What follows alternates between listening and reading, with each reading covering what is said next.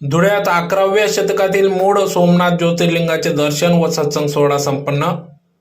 याबाबत वृत्त असे की दिनांक 25 जून 2025 रोजी धुळे शहरातील महाराजा अग्रसेन हॉल या ठिकाणी धुळ्यात प्रथमच 11व्या शतकातील मूळ सोमनाथ ज्योतिर्लिंगाचे दर्शन या ठिकाणी भाविक भक्तांना धुळेकरांना दर्शनास मिळाले व सत्संग सोहळा पार पडला.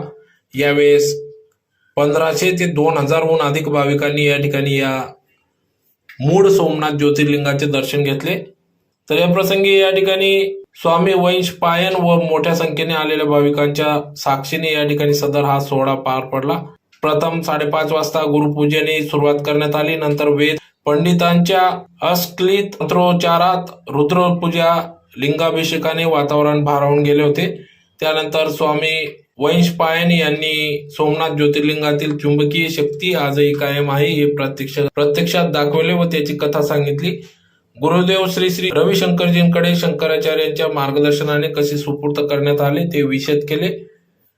सोबत यश, अद्वैत व सचिन यांच्या सुमधुर सत्संगाने कार्यक्रमात नवचैतन्य निर्माण झाले.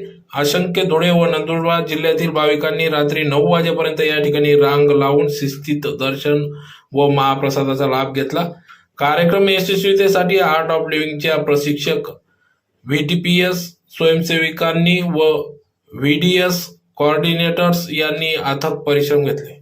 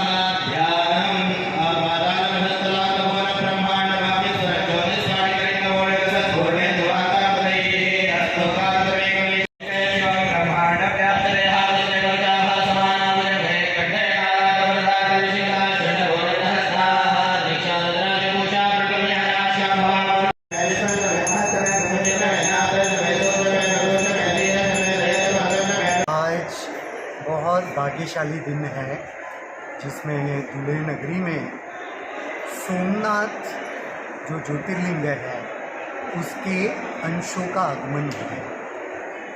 जो इतिहास में हमने सुना है कि मोहम्मद गजनी ने सोमनाथ पर कई बार आक्रमण किया था और आखिरी बार जाते हुए सारा लूटपाट कर जो हमारा पूजनीय ज्योतिर्लिंग था उसका भी खंडन किया था।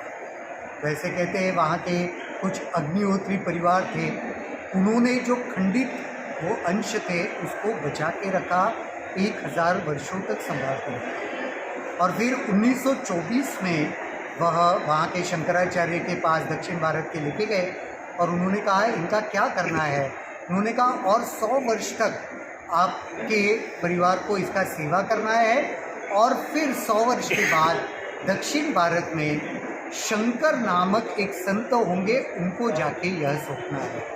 2024 में जब वह 100 वर्ष पूरे हुए तो उसके उपरांत परम पूज्य श्री श्री रविशंकर जी के पास उन 11 अंशों को जो उनके पास थे, उनके परिवार के पास थे, वह लाकर उन्होंने सौंप दिया और कहा गुरुदेव अभी इन अंशों का कहाँ पे स्थापना करना है, क्या करना है आप देखिए।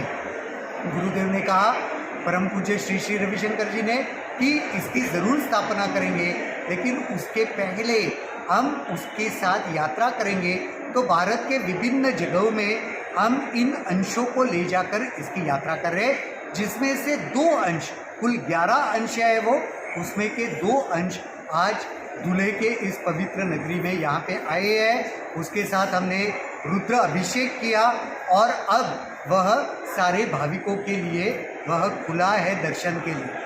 आज भी उसमें इतनी ऊर्जा है, जैसे पुराने ज़माने में कहते थे कि वह जो शिवलिंग था वह हवा में तैरता था, जैसे कोई एक मैग्नेटिक फील्ड है उसमें, और जैसे आपने देखा होगा दो चुंबकों को अगर नज़दीक लाते हैं तो वह कैसे एक दूसरे से एक डिस्टेंस बनाते हैं, उसी प्रकार वह चुंबकीय क्षेत्र वहाँ पे मौजूद था, ऐसे कहते हैं।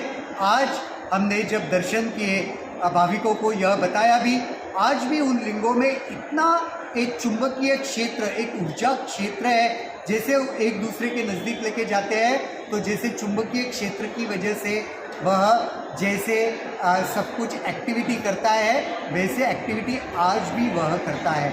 हम बहुत भाग्यशाली है, गुरुदेव की कृपा से हम बहुत भाग्यशाली है, गुरुदेव के आशीर्वाद से हमें यह सौभाग्य प्राप्त हुआ है। दूल्हे के सभी नगरवासियों के लिए यह आज यहाँ पे दर्शन के लिए उपलब्ध है। क्या नाम सर जी? मेरा नाम है स्वामी वैशम पायन, परम पूज्य गुरुदेव श्री श्री रविशंकर जी के शिष्य। उन्होंने नॉर्थ महाराष्ट्र के लिए मुझे यह जिम्मेदारी दिया है, तो मैं उत्तर महाराष्ट्र में इसके साथ यात्रा कर रहा हूँ। अभी संभाजी नगर से आए हैं, जलगांव होके धुलिया आकर अभी नासिक जाकर आगे अहिल्या नगर जाने वाले।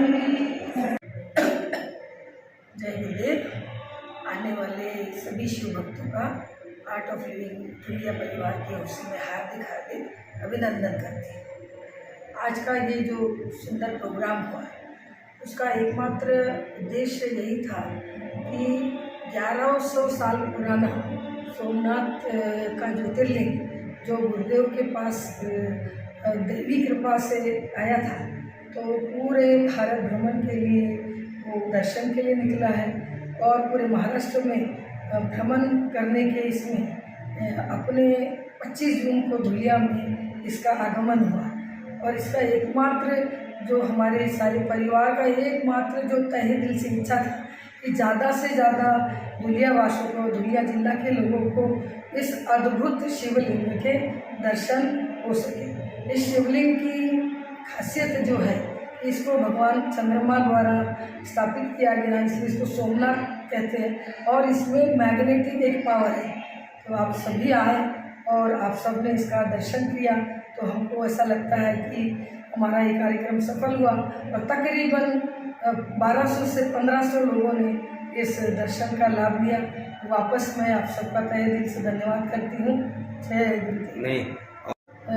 शिवलिंग उपासना का या रुद्राभिषेक का जो एकमात्र उद्देश्य था कि अपने जो धुलियावासी है या सारा संसार है, उसके उनके जीवन में सुख, शांति, समृद्धि, प्रेम, ज्ञान और भक्ति का संचार हो। जैसा हमारे शास्त्र कहते हैं, सर्वे पी सुखिनः सन्तु, सर्वे सन्तु निरामया, सर्वे भद्राणि पश्यन्तु, माँ कश्चित् दुःख भाग् भवेत्।